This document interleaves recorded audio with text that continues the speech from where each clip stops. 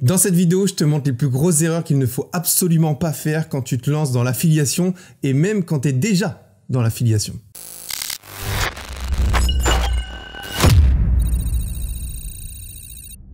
Comme tu peux le voir, le décor dans cette vidéo a un petit peu changé, c'est normal, je ne suis plus en France, je suis en Thaïlande à Bangkok et j'avais envie quand même de retrouver un petit peu cette ambiance qu'il y avait dans les précédentes vidéos. Alors si tu regardes cette vidéo, c'est que tu t'intéresses à l'affiliation et tant mieux parce que c'est un super business model, mais attention, il y a des erreurs qu'il ne faut surtout pas commettre et du coup je t'en ai préparé 7 qui selon moi sont les plus importantes quand tu te lances et pas que, parce qu'il y a même des personnes qui se sont déjà lancées depuis pas mal de temps et qui font encore aujourd'hui ces erreurs. Donc on va voir ensemble les 7 erreurs qu'il ne faut surtout pas commettre quand tu te lances dans l'affiliation. La première, c'est le syndrome de l'objet brillant et de l'argent facile. Donc je voulais commencer par le syndrome de l'objet brillant tout simplement parce que c'est ce que je vois le plus et ce qui est une erreur, on va dire l'erreur la plus fréquente, c'est-à-dire d'être intéressé tout de suite par une méthode qui te propose de l'argent facile et surtout de tout de suite te lancer dedans parce que tu as vu que quelqu'un avait généré des revenus et tu dis « Ah mais il faut que je fasse ça ». T'as à peine commencé qu'un autre va te montrer une autre méthode et tu vas tout de suite sauter sur l'autre. Bref, ça c'est une erreur capitale et pourtant c'est une erreur que je vois tout le temps passer. Donc mon conseil, c'est pas de passer du coq à l'âne, c'est de rester réellement focus. T'as trouvé une méthode, et tu vas rester concentré dessus et pas t'amuser à passer d'une à l'autre et puis même d'en tester plusieurs en même temps. Non, reste focus. La deuxième erreur, c'est de vouloir être partout et de mettre ses liens partout.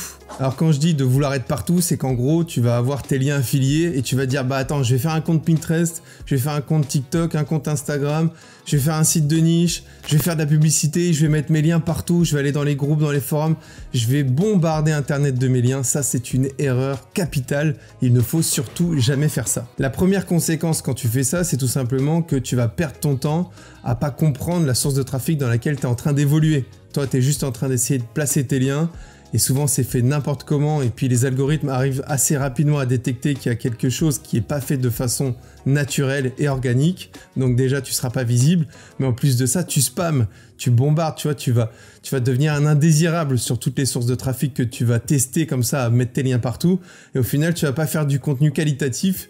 Tu vas juste être là pour bombarder et espérer voir des retours par rapport à ça. Non seulement tu risques de te faire suspendre ton compte sur la plateforme d'affiliation, que ce soit Amazon ou n'importe laquelle, mais en plus de ça, tu vas avoir aucune conversion ou alors de très faibles conversions qui vont tomber comme ça. Tu vas pas savoir d'où ça vient ni comment c'est arrivé. Donc c'est une très mauvaise idée. Moi, ce que je t'invite à faire, c'est tu as choisi ton offre, tu as choisi tes bons produits que tu voulais promouvoir. Trouve la bonne source de trafic et concentre-toi dessus, uniquement dessus. Et vraiment, deviens limite un expert ou du moins un spécialiste de cette source de trafic. Teste un maximum de choses jusqu'à avoir des résultats sur cette source de trafic. Plutôt que de passer sur toutes les autres sources qui existent en te disant le fait que je sois sur toutes les plateformes, ça va me permettre d'avoir plus de retours. C'est faux. Donc vraiment, focus sur une seule source et ne mets pas tes liens n'importe où. Réfléchis à une vraie stratégie. La troisième erreur, c'est de ne pas assez penser aux visiteurs. Je vois souvent passer des contenus affiliés qui sont franchement bas de gamme, où clairement, on a juste eu envie de faire quelque chose, c'est poser son lien d'affiliation en croisant les doigts que la personne allait cliquer et acheter le produit ou le service. Là, ce que je t'invite à faire, c'est à vraiment te concentrer sur la valeur que tu vas apporter à ton visiteur. Faut bien que tu te dises que tu es un intermédiaire entre un besoin ou une envie et un annonceur, une boutique qui est là pour vendre ses produits ou ses services. Toi, tu es l'intermédiaire, tu es au milieu. Donc, tu es là pour accompagner la personne. Donc, prends le temps de l'aider à faire le bon choix. T'es pas là pour juste faire un contenu, on va dire, un petit peu dégueulasse et à poser ton lien. La quatrième erreur, c'est de choisir les mauvais produits affiliés. Et là, encore une fois, combien de fois j'ai vu passer des offres, que ce soit sur de la publicité payante ou sur des sites de niche ou même sur les réseaux sociaux, qui étaient en fin de compte des produits que personne ne voulait, ou du moins pas forcément la bonne cible ou dans le bon pays.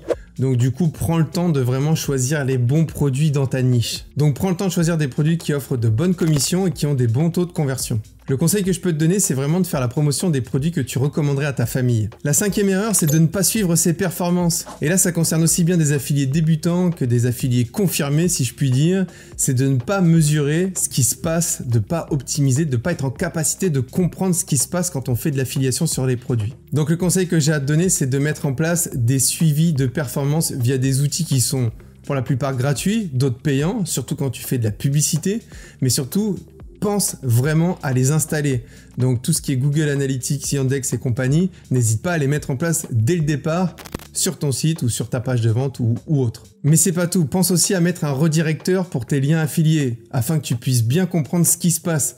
Ton objectif, c'est de comprendre ce qui se passe, comment ton trafic interagit et surtout comment tu vas pouvoir optimiser, toi de ton côté, tes conversions. Donc vraiment, pense bien à suivre tes performances, c'est hyper important. La 6e erreur, c'est de chercher tout de suite à être sur des gros mots-clés. Donc là, je fais spécifiquement référence à ceux qui ont des sites de niche et qui veulent se positionner sur Google. La plus grosse erreur quand on est débutant, c'est d'essayer tout simplement d'être sur des gros mots-clés. On se dit tiens, je suis sur une super niche, je vais tout de suite aller là où il y a le plus de monde. Et ça c'est une énorme erreur. Le conseil que j'ai à te donner là-dessus, c'est d'aller chercher des mots-clés beaucoup moins recherchés, qu'on appelle la longue traîne. Donc ça va te permettre tout simplement d'être au plus proche de l'intention de recherche. Donc là, tu vas pouvoir tout simplement mieux comprendre ce qui est recherché, c'est beaucoup plus précis et du coup ça va te permettre toi d'être visible plus rapidement et du coup d'avoir des conversions beaucoup plus rapides. Donc prends bien le temps de choisir les bons mots-clés et sois pas omnibulé par les mots-clés les plus recherchés. Va chercher des mots-clés beaucoup moins recherchés mais qui vont te permettre d'avoir des résultats beaucoup plus rapides. Et donc la 7e et dernière erreur, c'est de penser court terme. Et là, c'est l'erreur la plus répandue et la plus fatale, puisqu'elle concerne plus de 90% des personnes qui se lancent dans l'affiliation ou dans tout autre business. C'est tout simplement de ne pas être assez persévérant. Beaucoup trop de personnes pensent qu'elles vont avoir des résultats très rapides et du coup, à la moindre problématique, elles abandonnent. Donc vraiment, le conseil que j'ai à te donner, c'est vraiment de persévérer. Vois ça comme un marathon. Tu es là pour prendre de l'expérience, prendre en compétences et tu verras que progressivement, tu vas avoir des résultats comme un sportif. Dis-toi vraiment que le business en ligne, que ce soit de l'affiliation, du e-commerce ou tout autre, c'est tout simplement un processus. Et que ce processus, surtout quand tu te lances, quand tu es débutant, il met du temps. Parce qu'il faut que toi déjà tu changes. Il faut déjà que tu comprennes ce que tu fais. Il faut ensuite que tu aies suffisamment de retours sur tes expériences pour comprendre comment tu vas progresser dedans. Et ensuite avoir les retours et vraiment avoir les résultats que tu cherches le plus. Donc vraiment, persévère et n'abandonne jamais. Bon voilà, on vient de passer en revue les 7 erreurs qu'il ne faut surtout pas faire quand on est dans l'affiliation, quand on se lance et même quand on est déjà depuis un moment dans l'affiliation. Surtout de ne pas les commettre, c'est hyper important si on veut avoir des résultats et si on veut vraiment progresser en affiliation. J'espère que cette vidéo t'a plu. Si elle t'a plu, je compte sur toi pour mettre un like, pour commenter et me dire ce que tu en as pensé. Et puis si tu vois d'autres erreurs ou si tu as des questions, n'hésite pas à les poser en commentaire, ça me fera plaisir de te répondre. Si tu n'es toujours pas abonné, je compte sur toi pour t'abonner. Pour toi c'est rien, c'est un petit clic, mais pour moi ça veut dire beaucoup. C'est comme ça que tu me soutiens, c'est comme ça que tu me remercies et c'est comme ça que la chaîne peut évoluer. Donc pour ça, je te dis merci d'avance. En attendant, nous on se retrouve pour une prochaine vidéo, peut-être à Bangkok ou ailleurs, on verra bien. En attendant, ciao!